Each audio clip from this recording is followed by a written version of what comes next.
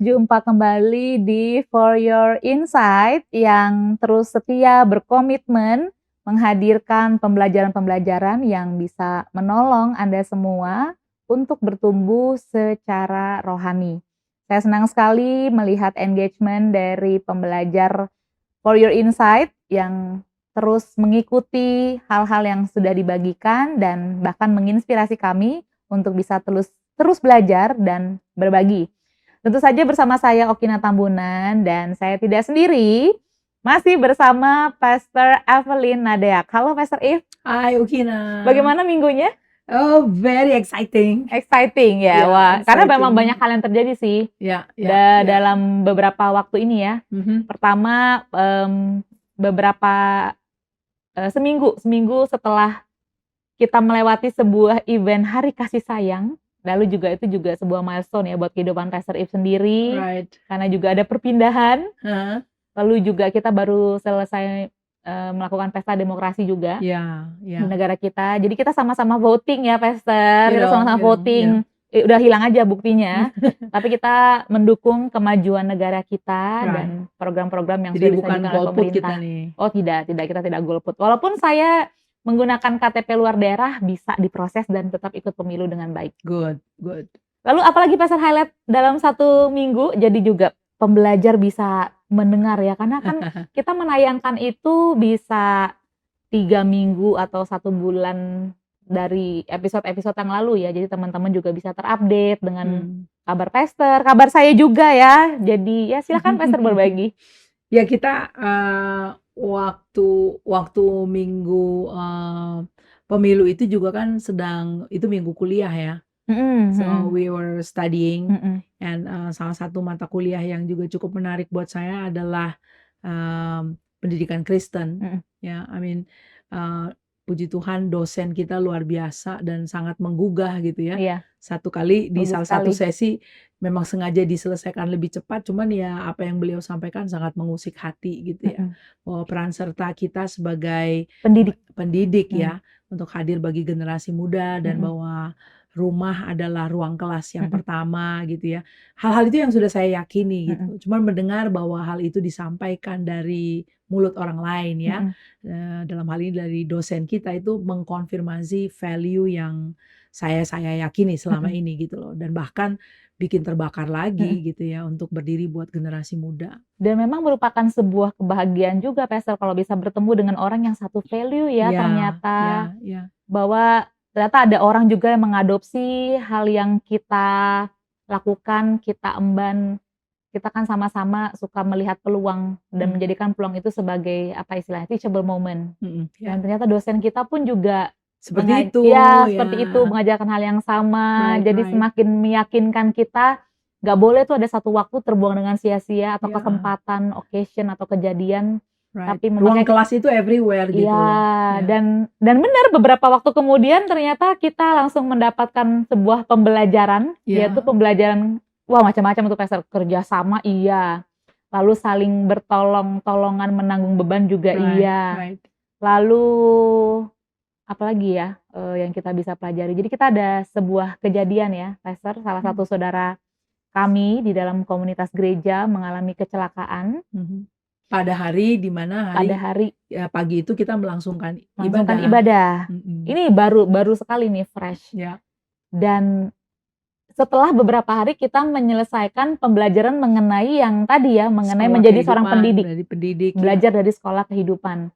Langsung kita diuji. Bagaimana kita bisa menggunakan peluang sekalipun kelihatannya tuh adalah kecelakaan atau krisis untuk seseorang, namun ternyata krisis itu menjadi pembelajaran yang sangat berharga untuk kita semua. Iya, tidak hanya untuk orang itu, tapi semua orang yang terlibat, ya, yang turut bersama-sama gitu loh. Bagaimana cara kita mengatasi hal ini bersama. If you recall, saya pernah sampaikan ya, mengutip juga dari salah satu buku yang saya baca bahwa a church is a team sport. Yes. Ya, gereja itu adalah kalau mau bilang a team sport Iya. adalah olahraga beregu. Ya, itu kita munculkan bukunya ya. Anda nanti Iya, bisa iya, iya. cari bukunya. Church is a team sport, Mhm. olahraga beregu gitu ya.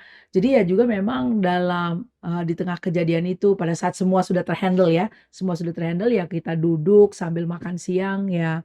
Saya menguraikan pemahaman itu. Kalau kita mau lihat sebagai team sport kan banyak ya juga value ini sudah mungkin difilmkan sehingga bisa lebih terkomunikasi gitu. Itu di lapangan ya untuk olahraga beregu, tidak peduli bahwa salah satu playernya itu adalah pemain andalan, bisa mencetak gol gitu. Tapi kalau dia main sendiri ya, Mhm. misalnya beregu berapa, sepak bola beregu Mhm. 12 ya, Ya 11 ya. 11, Mhm. kemudian, basket Basket, misalnya ya voli itu ya. kan permainan-permainan Mhm. bergu. Itu kalaupun ada satu pemain yang top gitu ya, kalau dia di lapangan itu seorang diri aja, dia nggak mau ngoper bolanya, dia Hmm. sendiri aja yang bawa ya, itu pasti akan kena teguran. Pelanggaran. Iya, itu akan kena teguran tuh, karena itu akan membahayakan timnya, Hmm. gitu ya. Nah, sekarang bagaimana bola itu kamu tahu akan dioper kemana Hmm. in such crucible moment ya. Hmm. Karena kan bola nggak bisa lama-lama di kamu, itu Mhm. mata kamu mesti Iya. awas kepada Mhm. siapa, dan orang yang mau terima operan bola juga mesti siap pada Mhm. tempat-tempatnya. Mhm Kan itu mhm. cepat sekali, sepersekian detik dari sini kemana, Mhm mhm. sampai akhirnya di ultimate thing yang ingin dicapai oleh satu tim beregu itu adalah mencetak Bisa mencetak gol, dan itu gol bukan di gol gawang lawan. saya, Ya. gol kita, Hmm. gitu ya. Nah, jadi, kadang-kadang Tuhan izinkan di dalam hidup ini ada kejadian-kejadian yang tiba-tiba gitu ya, untuk melihat apakah, ini telah menjadi sesuatu yang sifatnya beregu. Ini sudah menjadi Tim. sesuatu yang tim Hmm. gitu ya, karena church is really a team sport Hmm. gitu loh. Jadi itu pelajaran besar yang kita bisa ekstrak, Iya. yang akan nanti juga, I think in couple of weeks waktu kita kumpul bersama itu akan jadi ekstrak yang menarik untuk cermati dan diurai bersama. Iya. Jadi Iya. memang kita bisa melihat Tuhan itu adalah seorang guru yang sangat setia dan komit Iya. dengan muridnya. Iya. Karena juga kita kan sedang belajar bahwa pembentukan rohani itu terjadi secara komunal. Ya, Betul ya, yes, Pastor, di yes, correct, right. dalam komunitas. Mhm. Dan memang komunitas kita akhirnya perlu teruji apakah benar terjadi pembentukan rohani di dalam komunitas tersebut, atau Iya. pada saat ini kita sedang berbicara mengenai gereja kita, Right. kelompok kita. Dan bagaimana Pastor menilai akhirnya setelah peristiwa ini terjadi, sekalipun ada glitches ya, Ada glitches, hal-hal teknis ya, yang perlu ya. kita perbaiki, Ada glitches. namun saya bisa melihat Kita mesti huddle together lah. ya. Huddle together lalu lihat ini gimana, what can be done better, you Dan know. juga memang saya melihat karena ada a good leadership yang Pastor lakukan. Karena Mas Munro ya, kayaknya pernah memberikan kutipan. Sebuah kelompok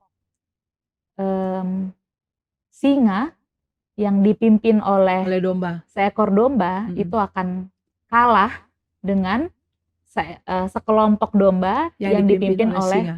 Seekor singa. Yeah. Jadi saya rasa keberhasilan dalam sebuah tim juga dipengaruhi oleh kepemimpinan yang baik dari pemimpinnya. Jadi sekalipun ada kekurangan-kekurangan, tapi karena adanya kepemimpinan yang baik, kita bisa tackle masa-masa krisis dan kita akhirnya bisa belajar. Ya, Gitu. ya, we survive, we thrive, if I may say, ya, karena memang bisa langsung kita tackle dengan cepat, berderap, sergap gitu ya. Dan bola itu move continuously dari mana kemana ya, kita aplusan juga untuk saling berjaga-jaga gitu. So it's good, but it could be better. Ya. Dan ini praktikal sekali. Jadi apapun yang kita bagikan di sini, para pembelajar semua, kami pun mengalami, dan kalau bisa terbuka mungkin ya, kita juga membagikan pengalaman kami juga di sini bagaimana mempraktekannya. Tadi saya mengutip Pastor mengenai pembentukan rohani, karena memang melalui proses pembentukan rohani inilah sebenarnya kedewasaan kita terbentuk di dalam perjalanan keimanan kita.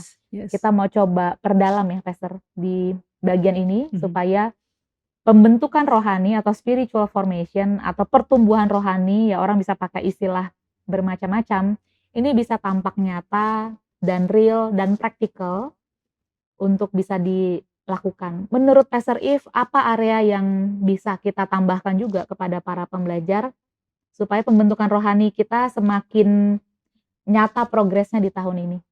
Oke, kita mau dive in ya. Yes. Alright, saya ingin mengkoneksikan kalau kita bicara mengenai transformasi ya atau spiritual formation, transformasi itu is a spiritual Yes. formation, itu adalah suatu pembentukan yang sebetulnya spiritual. Ya, dan ada Ya. kata form juga di situ ya, bentuk. Iya, jadi ada pembentukan yang sifatnya spiritual. So karena dia spiritual, akan take time untuk bisa menilai secara outward-nya. Ya, jadi ada hal-hal yang Tuhan kerjakan secara tersembunyi yang baru akan muncul ke permukaan maybe setahun, 2 tahun setelahnya, 3 tahun setelahnya gitu. Tapi itu Yes. sudah sesuatu yang Tuhan usik di dalam ya. Ya kayak kita lihat bangunan-bangunan dibangun aja, ya kan kapan satu bangunan itu mulai berdiri? Ya mungkin tanahnya kalau mulai ada bedengnya kali di sekelilingnya itu pasti something is going. Tapi kan nggak langsung serta-merta kali kita lihat ada bangunan berapa 5 lantai, 30 lantai, 40 lantai, Iya. ya kan? Iya. Nah, jadi itu baru muncul ke atas Yes. permukaan nanti. Tapi yang sebenarnya sedang dikerjakan terlebih dahulu adalah menguruk bagian dalamnya Fondasi. itu ya, membuat fondasi. Nah, ini saya rasa seperti itu juga dengan kalau kita bicara mengenai spiritual transformation. And we are in a culture ya, currently zaman modern ini adalah kita mau hasil langsung, kita sangat cermat mau lihat yang di luarnya gitu loh. Jadi kalau itu tidak serta-merta terjadi, kita coret. Kita bilang nothing happen here, nothing happen here gitu kan. Karena kita mau lihat hasil yang di luar, hasil yang di luar gitu.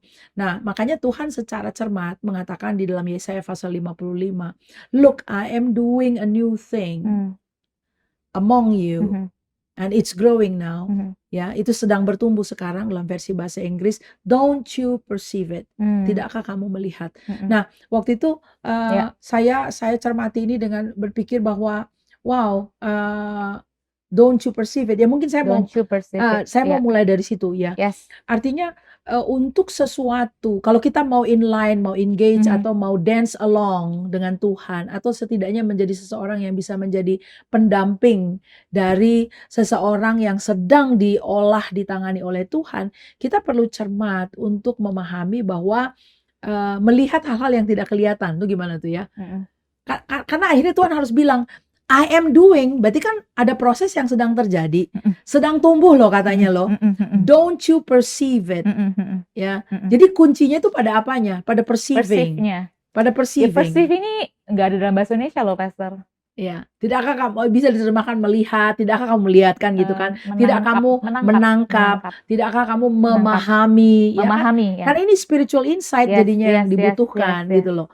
Mata yang melihat belum tentu melihat gitu loh Ki, ya kan? Matanya sih nggak buta, ini nggak bicara mengenai kemampuan melihat secara fisikal, tapi spiritual senses gitu. You know that you know God is at work, Tuhan sedang bekerja, sekalipun mata fisik belum lihat. Tapi deep di dalam tuh ada sesuatu yang sedang diatur, ada sesuatu yang sedang ditata, ada sesuatu yang sedang dibongkar, kan begitu. Nah, jadi don't you see it? Kamu lihat atau tidak, kan begitu. Nah, ini yang kita perlu sadari. Nah, sekarang dalam transformasi rohani, mungkin kita mulai dengan definisi dulu ya. Itu kalau kita lihat kata transformasi itu dari Webster Dictionary. Ya, Pastor maaf, tadi yang berarti ayatnya Yesaya 43 ayat 19 ya. Apa itu? Yang Yesaya 55 itu yang Pastor bagikan beberapa waktu yang lalu, yang mengenai seperti hujan dan salju turun dari langit, sama-sama ada kata tidak kembali, tidak kembali lagi. Ini sebenarnya Yesaya 43 ayat 19 itu memang perlu disambung ke Yesaya 55 ayat 10 dan 11 ya. Cuma nanti Pastor nanti akan arahkan ke sana ya. Ya. Oke. Nah, kata transformasi di sini adalah dari Webster Dictionary yang versi tahun 1828 ya. Iya. Jadi banyak tools yang bagus juga. Tools yang bagus diperkenalkan juga kepada kita karena ada Christian value juga di situ gitu ya. Nah, dalam beberapa definisi yang dihadirkan, salah satu definisinya itu justru dalam konteks teologi. Ya, di sini dikatakan bahwa transformasi adalah a change of heart in man by which his disposition and temper are conformed to the divine image, a change from enmity to holiness and love. Nah, apa yang kita garis bawahi di sini bahwa transformasi itu adalah perubahan hati. Nah, berarti kan di dalam. Perubahan Ya, dalam it is hati. not something yang langsung serta-merta ada di luar, gitu ya. Nah, jadi kalau kita terjemahkan tadi kalimat tadi, perubahan hati dalam diri manusia yang dengannya watak dan temperamennya sesuai dengan, jadi perubahan dalam diri manusia itu bersamaan dengan perubahan itu watak dan temperamennya. Jadi ada watak dan temperamen. Kalau hati berubah, maka dampaknya itu di watak dan temperamen ya. Menjadi sesuai dengan gambar ilahi. Jadi ada rujukannya, gambar ilahi gitu ya. Ini segambar serupa kembali Jadi kalau sekarang itu kan banyak ya Pastor tes-tes kepribadian ya. Dan ternyata itu bukan harga mati dong. Bahwa kalau aku orang merah atau kolerik atau kuning atau sanguin ya memang aku harus seperti ini. Padahal kalau kita bisa mengalami transformasi rohani, itu akan ada polesan watak dan temperamen. Right. I mean, kamu kutip mengenai tes kepribadian. Saya juga kita waktu itu pernah at one period phase of our life kita melakukan tes itu. Ya. Tapi kalau mau dilihat kok nggak misalnya nggak bener-bener plek-plekan sama. Plek-plekan gitu loh. Karena kan ada tes seperti itu akan mengungkap ya sisi kuat dari suatu kepribadian dan sisi lemahnya apa. Nah, yang saya perhatikan sisi lemah dari kepribadian saya itu banyak ditangani oleh Roh Kudus. Jadi nilainya tuh jadi nggak ekstrim gitu loh. Iya, saya juga Pastor. Iya dong. Jadi waktu kita baca hasil, iya sih saya seperti itu, tapi ya nggak gini banget sih. Kan gitu kan. Iya, karena udah mengalami Roh Kudus mengerjakan di dalam kita. Karena kalau mau plek-plekan seperti itu bisa sangat ekstrim. Gitu loh. Nah, lalu tadi perubahan hati dalam diri manusia yang dengannya watak dan temperamennya gitu kan sesuai dengan gambar ilahi, perubahan dari permusuhan menjadi kekudusan dan kasih. Ya. From a position of being enemy of God, ya, dari bermusuhan sama Tuhan, itu menjadi kekudusan dan kasih. Nah, inilah transformasi. Nah, lalu saya kutip yang lain ya dari catatan Robert Mulholland. Ini seorang hamba Tuhan juga, ada beberapa buku yang dia tulis. Nah, kenapa saya mau hadirkan juga apa yang dia tuliskan? Tentu beliau tiba pada konklusi atau pemaknaan ini karena beliau sendiri mengalaminya dalam perjalanannya dengan Tuhan, sehingga inilah yang menjadi mengkristal ya di dalam dirinya. Dia katakan bahwa spiritual formation is a process, jadi bukan a one time event, itu adalah suatu proses, right, of being formed in the image of Christ for the sake of others. Ya, sama dia katakan ini proses untuk dibentuk ya in the image of Christ, dalam rupa Kristus. Itu kita setuju dan saya sudah sering kali mengutip gitu kan. Tapi apa yang menarik yang disampaikan oleh Robert Mulholland adalah tambahan ini, for the sake of others. Demi orang lain. Nah, pernahkah kita kemudian juga turut memproses dan menyadari bahwa apa-apanya kita ini dengan Tuhan ya, itu selalu akan ada dampaknya kepada sesama kita. Itu direct banget itu. Ya, kasihlah Tuhan Allahmu dengan segenap hatimu, segenap jiwamu, segenap kekuatanmu, akal budimu gitu kan. Lalu hukum yang sama juga, sama seperti itu loh bobotnya, adalah kasihlah sesama manusia sama seperti kamu ngasih dirimu sendiri. Jadi dampak langsung. Iya, sedalam apa kita mengasihi Tuhan, mengizinkan diri kita untuk dipenuhi oleh kasih Allah. Mengizinkan diri kita loh, Tuhan tuh gak serta-merta merobek-robek hatimu lah, sini gue tuangin lah kasih yang penuh, enggak. Mengizinkan, do we allow ourselves to be loved by God? Ya, sesederhana saya ngomong kayak begini nih, some people have not allowed themselves to be loved by God. Ayo, ya kan, izinkan dirimu dicintai oleh kasih itu. Ya, to be loved by God. Karena dari situ, how deep, sedalam apa kamu mengizinkan dirimu dikasih oleh Allah, maka dari kedalaman itu kamu bisa mengasihi dia kembali. Ya. Nah, if you allow God only 5 senti, ya cuma segitu modalnya untuk bisa mengasihi Tuhan kembali, mengasihi dirimu dan mengasihi sesamamu. Ya kan? If you allow him to go deeper, to fill you, then from the depth of that love, kamu akan mengasihi dirimu. Hmm. And when you begin to love yourself, Hmm. with the same love you can love others. Jadi itu semua berbanding lurus ya. Oh iya, kasihilah sesamamu manusia seperti kau mengasihi diri. Kalau yang kita lihat adalah problem orang mengasihi sesamanya, sebenarnya dia ada problem mengasihi dirinya dong. Ya, lalu kita tarik lagi, berarti ada problem Ada untuk problem menerima kasih oleh Tuhan. Tuhan. Iya, balikin aja lagi di situ karena itu hukumnya kok Tuhan Yesus bilang.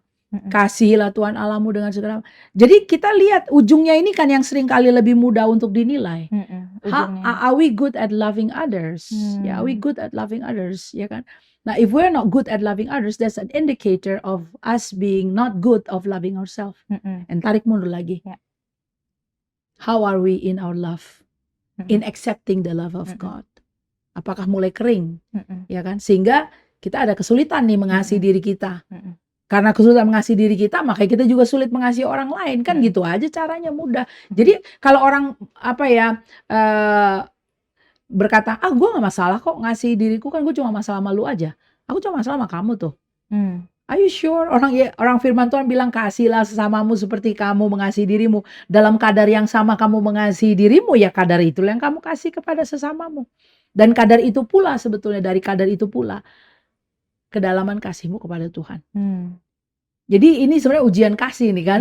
Nah, di area ini sebetulnya terjadi spiritual formation. Pembentukan spiritual. Nah, kita bahas ini dalam salah satu pertemuan ya, dan memang kita dalam tema 3 bulan ini adalah spiritual formation. Jadi kita banyak bicarakan dan berendam ya, kalau saya bilang marinating ourselves dengan pemahaman ini. Dan ya tadi tidak kebetulan juga saya rasa bahwa kita ada pengalaman itu. Jadi juga kita saling periksa ya, how deep is our love to God, and therefore how deep is our love to our brethren, kepada sesama kita gitu kan. Itu jadi dihadirkan di depan muka kita gitu ya. Nggak bisa enggak, ini bukan ujian di ujung-ujung pulau, ini di depan mata. Di depan mata. How do we respond? How do we love others? Kan gitu. Nah, di dalam Mazmur pasal 1 ayat 1 sampai 3. Nah, kita kemudian melihat di sini, oke, kalau begitu ini penting sekali ya, bicara mengenai spiritual formation ini, karena memang dalam hidup kita mengiring Yesus, hal inilah yang akan berkelanjutan, dinamikanya terjadi di hidup kita sampai nanti garis finish. Ya, bahwa setiap hari adalah proses pembentukan. Setiap hari adalah proses being transformed into the image of Christ. Itu is a day-to-day thing.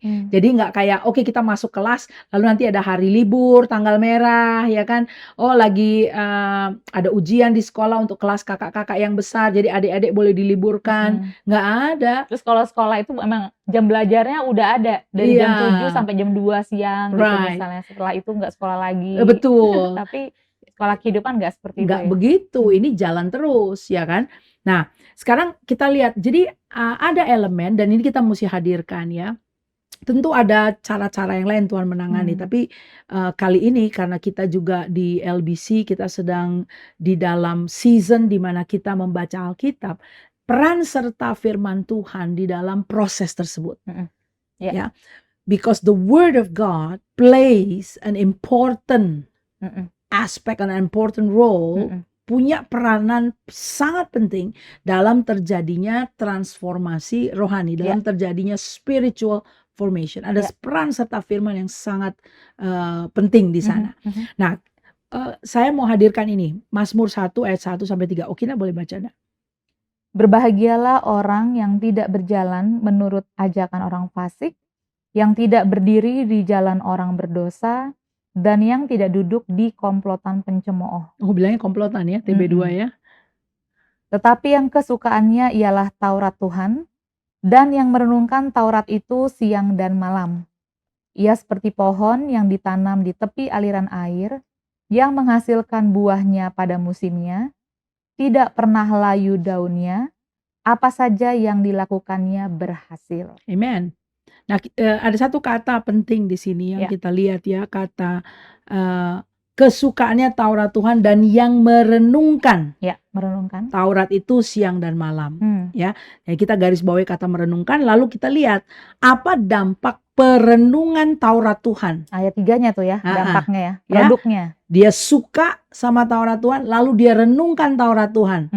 Ya, dengan kata lain dia suka firman, dia renungkan firman. Jadi merenungkan firman itu hasil dari suka dulu ya? Ya, suka dulu. Ya, kan Alkitab bilang, I delight myself in the Lord. Ya, delight myself in the Lord. Jadi kesukaannya, whose delight. Ya, you wanna check the English version on that? Menarik karena kamu ngomong kayak gitu.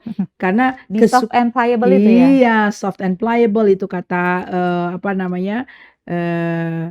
suka itu. Coba cek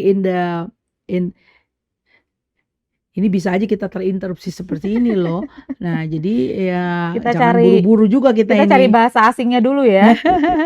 Ya, Mazmur pasal yang pertama ayat yang ketiga, right? Ayat yang kedua, but his delight. Nah, right? Ya. Waktu itu dari Mazmur 37. Kefets. Right. Dari yang delight yourself in the Lord ya, Pastor ya? Iya. Mau cari versi itu ya? Oh, itu anak. Beda kata yang digunakannya, Ki. Kata delightnya di situ anak itu be soft and pliable. And then di chapter 1 verse 2 adalah kefets. Ya, pleasure. Ya, desire, concrete of valuable things, right? Ya, karena dalam bahasa Inggrisnya menggunakan kata yang sama. Yes, ya. Bahasa Inggrisnya yang sama. Oke. Now, kita melihat di situ ada kata dia suka, kesukaannya Taurat Tuhan lalu merenungkan. Nah, yang menggugah perhatian saya di sini adalah lanjutan dari ayat 2 itu. Ke ayat 3 berkata, ia seperti pohon yang ditanam di tepi aliran air. Jadi kita melihat bahwa orang-orang yang kesukaannya Taurat Tuhan dan merenungkan Taurat itu siang dan malam, itu diumpamakan itu jadi seperti pohon. Pohon ditanam di tepi aliran air, lalu pohon itu menghasilkan buah pada musimnya, bagus dong? Yes. Nah, yang menarik, tidak layu daunnya, apa saja yang diperbuatnya berhasil. Ini waktu saya baca merenungkan bagian ini, Pastor, saya memang terkagum di bagian menghasilkan buahnya pada musimnya. Ya. Jadi memang ada expected fruits at the right season. In the right and certain season. Right. Every season has its own. Yes. Jadi begitu season itu datang, orang ini memang pasti akan menghasilkan sesuai dengan musimnya. Apa yang dibutuhkan di musim itu. Jadi memang kalau pada saat musim rambutan memang rambutannya berbuah. Musim apa memang buahnya berbuah, dan ini dianalogikan seperti kita. Jadi ya saya aja terkagum di bagian ini ya, Pastor ya, bahwa inilah produk transformasi dari seseorang yang kesukaannya ialah Taurat Tuhan dan merenungkannya. Oh, tadi karena kamu ngomong kayak begitu, saya jadi teringat kita di kelas psikologi itu ada tugas perkembangan.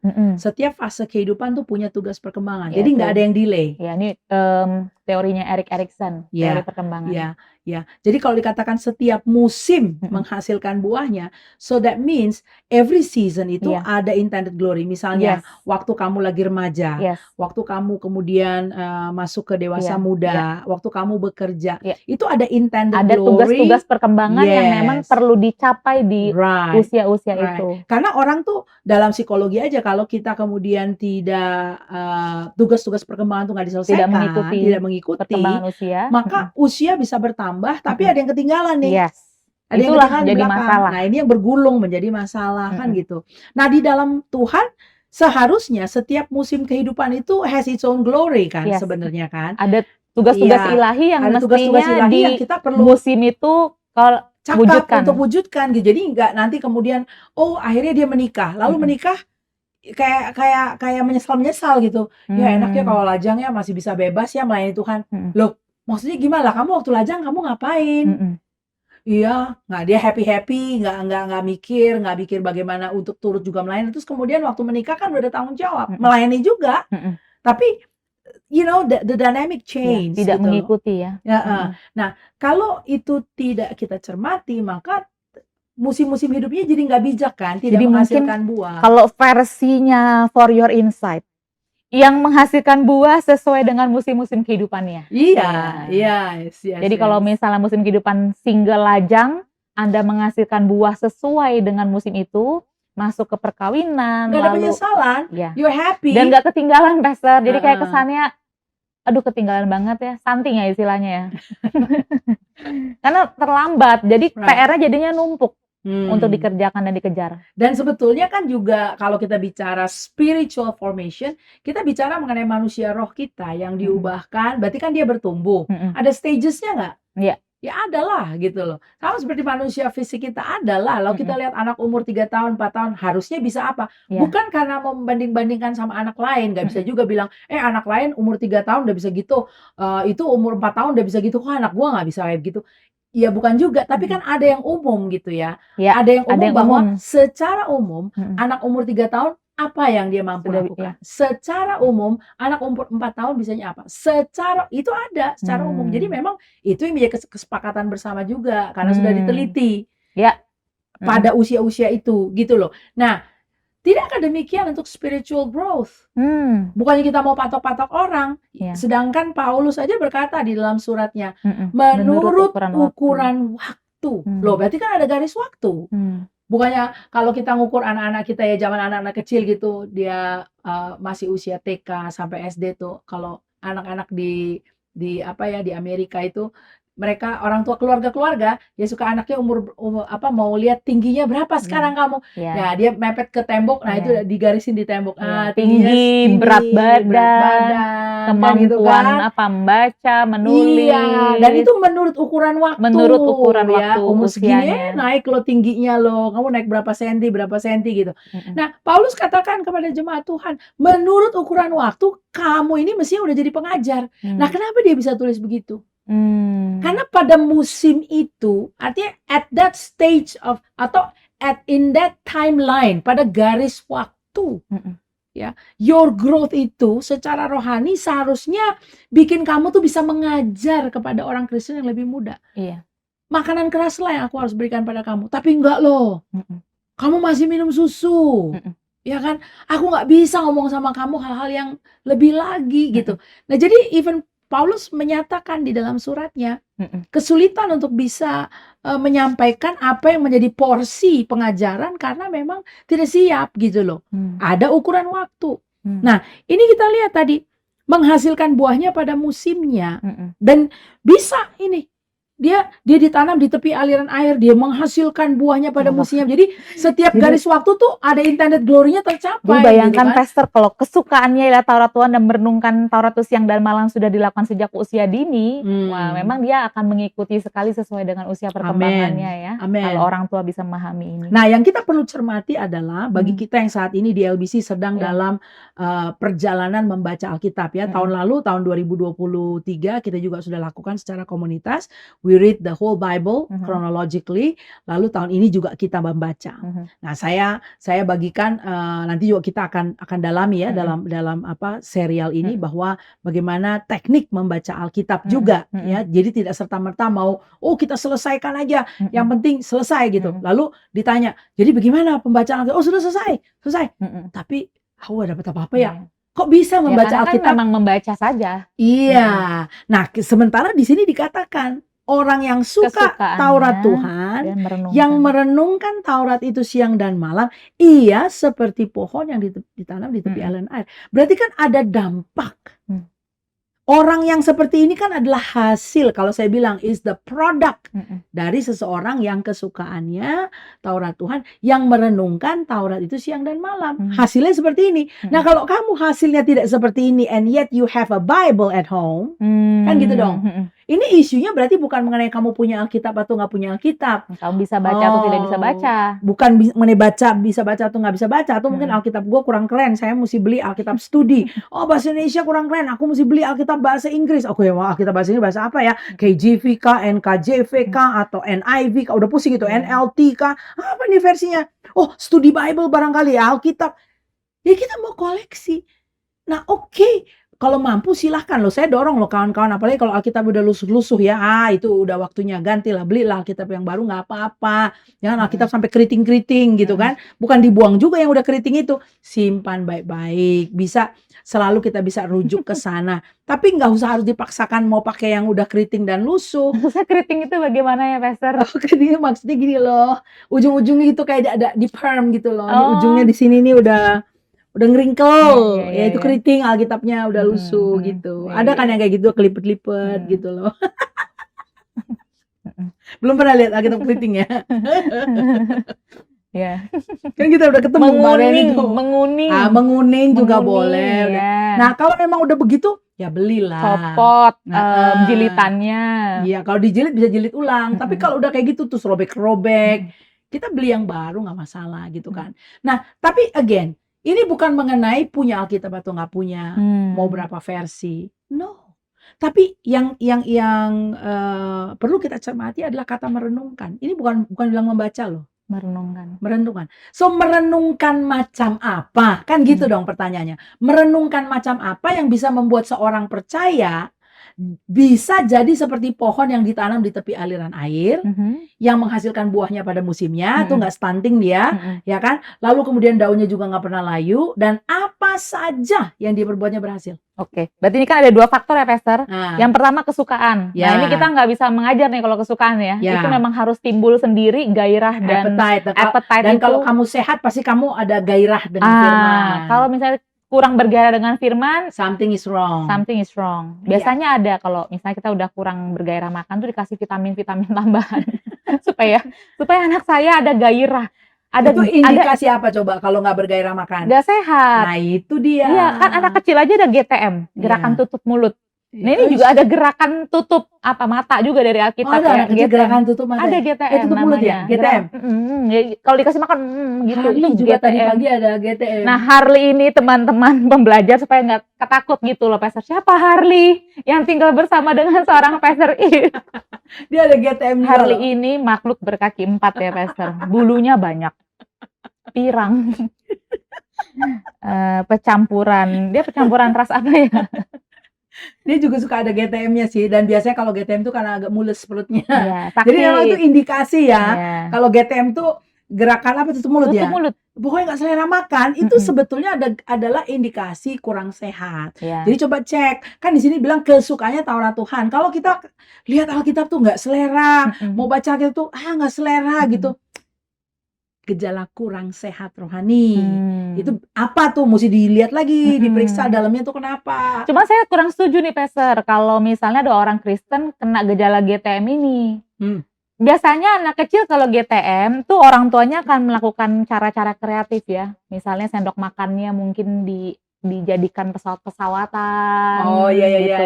Atau nanti di cover dengan makanan atau kerupuk atau coklat atau apa, padahal itu sebenarnya sayur dan nasi isinya. Nah, sekarang kayaknya memang ada cara-cara kreatif ya, tapi memang ini tidak berlaku untuk seorang Pastor If. Apa itu? Ya biasanya kan dengan lucu-lucuan, dengan humor, komedi gitu ya. Supaya jemaatnya diharapkan bisa bergairah lagi untuk firman Tuhan. Padahal kan itu masalahnya di kesehatannya dia kan, bukan mengenai si pemberi makan kurang kreatif atau tidak. Karena saya tidak mau berekspektasi juga Pastor If akan menjadi comedian pastor gitu. Hanya supaya jemaat yang GTM mau makan.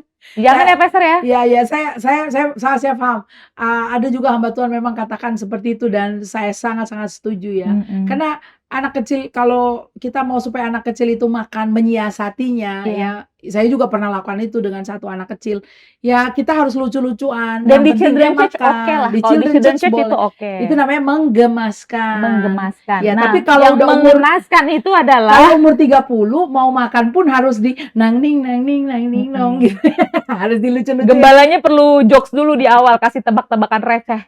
Jadi kalau sampai seorang gembala harus juga jadi badut. Jadinya persiapan khotbahnya bukan dengan buku-buku teologis atau Alkitab, Pastor ngebaca sosmed dulu, apa ya, jokes trending pada Jokes saat ini. trending saat ini.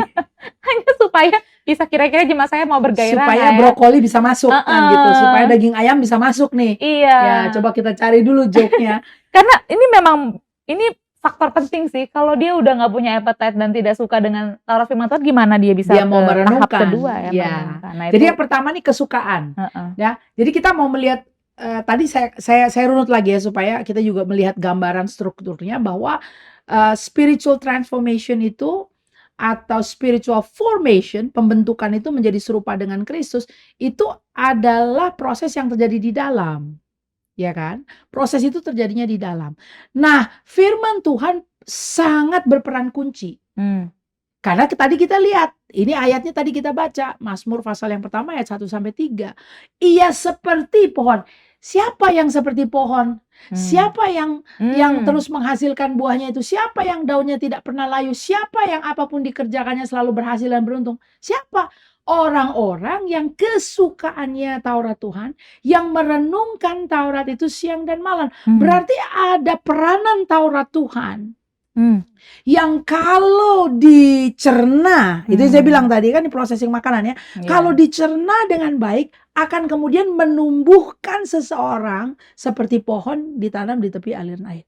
Nah, kalau processing itu tidak terjadi, even though kamu punya Alkitab berbagai macam versi, bahasanya juga bermacam-macam, belum lagi tambah lagi bahasa Ibrani dan Yunani, kamu tidak akan jadi seperti pohon yang ditanam di tepi aliran air itu, yang menghasilkan buahnya pada musimnya. Jadi kan ada dinamika yang kita perlu dalami di sini. Merenungkan itu macam apa sih? Tadi kesukaan kita sudah uraikan.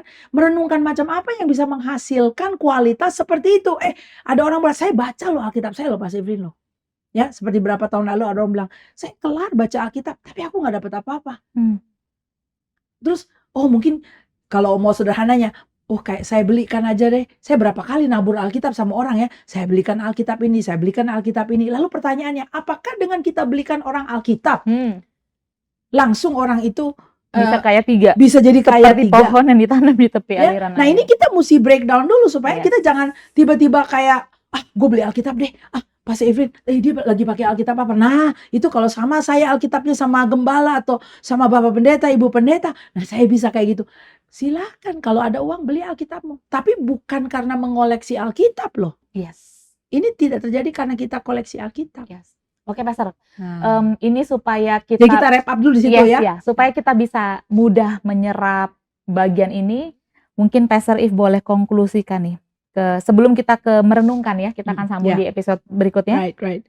Kalau begitu, saya memang sedang dalam kondisi sakit rohaninya. Karena belum ke merenungkan nih, Pastor. Iya, belum suka aja Masih problem nih, kesukaan nih.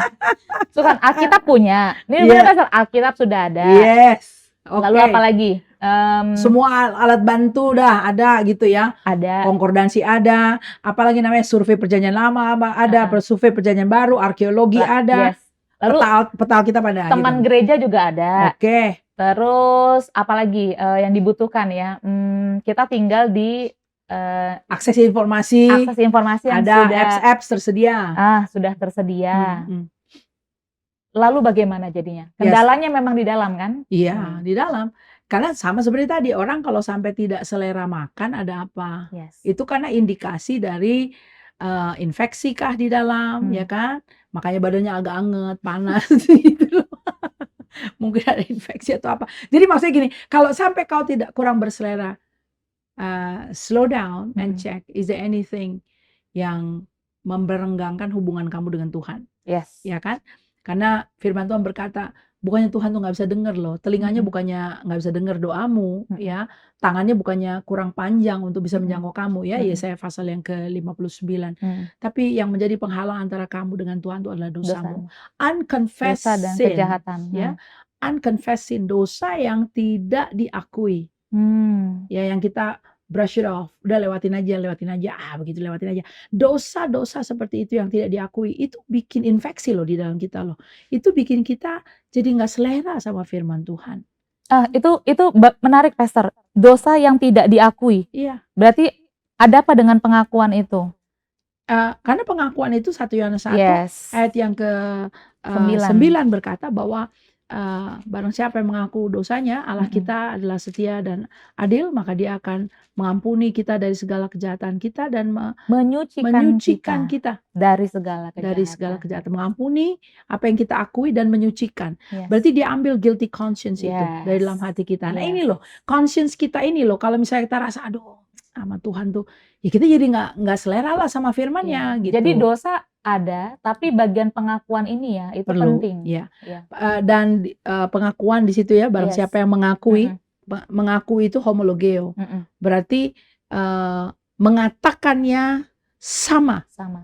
Sebagaimana apa yang seharusnya dikatakan ya, artinya kita nggak bilang oh ini kelemahan saya khilaf. No, dosa is dosa. Yes. You know, kita duduk di kelas counseling ya, dipandu oleh hamba-hamba Tuhan senior. Mereka katakan dosa, katakan dosa. Jangan bilang aduh aku luput, aku hilaf, ini kelemahan saya. No, dosa is dosa. Dan kita bisa tahu itu dosa karena Roh Kudus menginsafkan kita. Yes. Bukannya karena dituding-tuding orang, lo ngaku lo dosa, lo ngaku lo enggak. Roh Kudus insafkan kita. Yes. Nah, on the ground of that penginsafan, kita diinsafkan dan kita akhirnya ngomong, iya sih, aku dosa. Gitu. Jangan udah Roh Kudus mau insafkan kita mengelak, bilang ya kan aku cuma luput aja, aku kan cuma hilaf. Nah gitu. Kalau Roh Kudus tunjuk yang ini, ini, ya kita akui memang itu dosa. Aku menyakiti hatimu Tuhan, ampuni aku. Nah ini dosa kita confess, maka dikatakan Dia setia dan adil, Dia mengampuni dan menyucikan. He take away that guilty conscience. Jadi kita sama Alkitab begitu. Ayo baca Alkitab. Kita selera, kita suka. Kita nggak ada apa yang sih menghambat lagi ya. Kalau aku salah sama kamu aja, kita mau nyetir di mobil berdua juga pusing. Gimana duduk samping-sampingan di mobil, nggak ngomong-ngomongan. Kenapa? Nggak jelas nih hubungan nih. Tapi kalau kita nggak ada masalah, enak kan? Masuk-masuk, makan-makan, enak kan gitu. Jadi sama. Sin disturb our fellowship with God. Ini ya. Ini saya nggak ngomong mengenai orang belum lahir baru bahkan. Orang sudah lahir baru kan bisa aja terjadi gitu. Kamu dari suka baca Alkitab tiba-tiba jadi renggang. Nah kenapa tuh? Kenapa kamu hilang kesukaan baca? What happened down the line? Kan gitu. Saya tidak bicara mengenai the issue of original sin laginya. Ini ada terjadi dalam perjalanan kekristenan kita. You are a born again Christian and somehow you slip. Somehow you fell into sin. And you just lost the joy. Iya, dan itu menimbulkan ketegangan dalam fellowshipping kita dengan Tuhan. Gitu loh. Kamu jadi renggang sama Dia. Dari sisi kamunya Tuhan sih konsisten sama kamu, tapi kan kamu yang nggak enak hati. Nah, ini mendampaki kesukaan kita nantinya di dalam firman Tuhan. If there is. Kalau ada, nah ini bereskan. Datang kepada Tuhan, akui itu, dan Tuhan akan mengampuni, lalu menyucikan kita dari segala kejahatan. Jadi kita mungkin bisa akhiri juga ya Pastor dengan kita bisa mendoakan teman-teman pendengar saat ini yang mungkin mulai terlihat, iya ya, ada musim-musim dalam kehidupan saya yang saya tidak menghasilkan buah. Dan ternyata pada saat mendengarkan podcast pada saat ini, Anda bisa menarik kesimpulan ternyata ada masalah dalam kesukaan. Anda mungkin sudah meninggalkan delight kesukaan untuk membaca firman Tuhan sejak lama, jadinya ada hal yang jadinya tidak terwujud di musim-musim hidup Anda. Mungkin Pastor If boleh mendoakan teman-teman yang mendengarkan saat ini. Saya percaya tidak secara kebetulan ya. Anda bisa menyaksikan dan turut belajar bersama-sama dengan kami. If that is you, mari berdoa bersama saya dengan Okina pada hari ini. Dan tanggapi apa yang Tuhan sudah insafkan, tanggapi apa yang Tuhan sudah nyatakan di dalam hatimu, jangan biarkan itu berlalu begitu saja. Bapa, dalam nama Yesus Tuhan, hari ini kami berdoa buat siapapun saudara-saudara kami, kawan-kawan kami yang saat ini sedang menyaksikan pembelajaran ini bersama-sama dengan kami, dan Tuhan ada hal-hal yang Tuhan sedang singkapkan di dalam hati mereka untuk periode waktu yang telah berjalan ini. Tuhan, mereka tiba hari ini Engkau sadarkan bahwa ada buah-buah yang harusnya dihasilkan, tidak dihasilkan. Karena memang mereka mulai renggang dalam fellowship-nya dengan Engkau. Bapa, bahkan Engkau bekerja lebih dalam dan menunjuk hal-hal, area-area di mana mereka telah menyakiti Engkau. Tuhan, itu sedang Kau bukakan saat ini. Dan firman Tuhan berkata, untuk meminta kami mengakui, datang kepada Tuhan dan mengakui apa yang saat ini Tuhan sedang tunjukkan itu di dalam hati kami. Mengakuinya karena kami punya Bapa surgawi yang setia dan adil. Engkau tidak hanya mengampuni kami dari pelanggaran, tapi juga menyucikan kami dari segala kejahatan itu. Tuhan, Engkau mendengarkan apa yang diakui. Teman-teman, saat ini Anda yang menyaksikan, Anda akui apa yang Tuhan tunjukkan itu. Ngomong, dimanapun Anda berada, ya Roh Kudus ada di sana. Dia sedang bersama-sama dengan Anda. Akui itu, katakan, Tuhan, aku menyesal. Ini dosa. Dan selama ini aku abaikan, aku menyesal. Dan katakan, aku minta ampun. Aku minta ampun Bapa. Di dalam nama Yesus. Dan teman-teman sekalian, Anda yang berkata, aku minta ampun, ketahuilah Bapa surgawi adalah Bapa yang setia dan adil. Dia memberikan pengampunannya kepada Anda. Dengan limpahnya dia berikan pengampunannya. Tidak hanya Anda diampuni, tapi dia menyucikan hatimu dari segala kejahatan itu. Sehingga that guilty conscience, Tuhan angkat itu. Di dalam nama Tuhan Yesus. Aku berdoa Tuhan pulihkan kembali fellowship yang sudah renggang selama ini. Engkau berikan damai sejahtera karena tanganmu terbuka untuk menerima siapa saja yang datang mengakui dosa mereka. Engkau pulihkan kembali. Dalam nama Yesus, I speak shalom. Aku perkatakan damai sejahtera Allah memenuhi hati dan pikiran mereka. Sehingga Tuhan terbit kembali gairah untuk suka akan kebenaran-Mu. Suka akan firman Tuhan. Terima kasih Bapa Surgawi. Dalam nama Tuhan Yesus, hamba mengucap syukur dan berdoa. Amin. Amin. Amen. Thank you Pastor If. Bagi Anda yang diberkati dari podcast pada saat ini, kami menunggu feedback dari Anda dan terus ikuti pembelajaran mengenai yang kesukaan ialah Taurat Tuhan dan merenungkan Taurat itu siang dan malam. Kita akan terus lanjutkan pembelajaran ini di episode-episode berikutnya. Sampai jumpa. God bless you.